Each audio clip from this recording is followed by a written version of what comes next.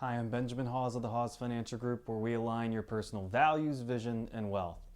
Today I want to talk about what we mean when we say we offer proactive tax planning strategies. No one wants to pay more than his or her fair share in taxes, yet few have a good understanding of how their savings will be taxed over time. A good way to gain a basic understanding is to consider the concept of the 4 tax buckets. The first bucket is your taxable bucket.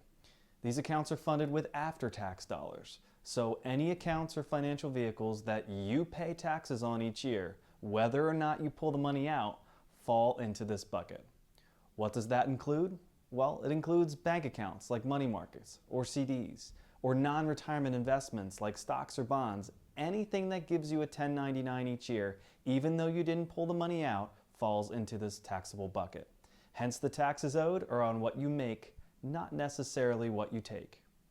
The second bucket is the tax deferred bucket, meaning these accounts are funded with pre-tax dollars, not to be taxed until you withdraw the money at a later point in time.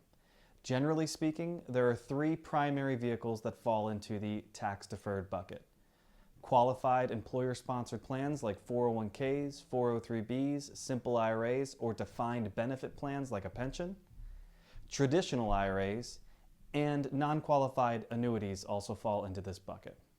The third bucket is your tax-free bucket, which is funded with after-tax dollars and accumulates to be withdrawn at a later date tax-free.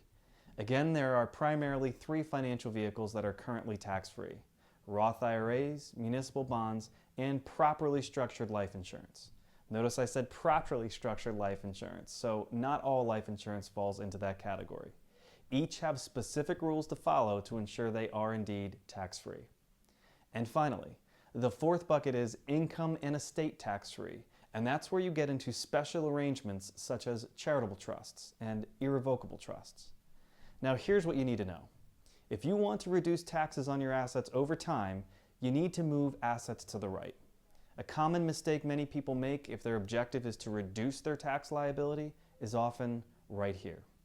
They have the majority of their assets in qualified retirement plans, which has the potential to create significant tax liabilities down the road.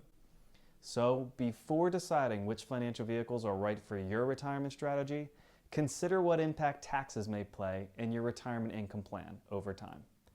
Follow us over the course of the next couple weeks as we discuss multiple strategies one might consider to reallocate some assets to the right and help reduce tax liability over time. That's the concept of the 4 tax buckets.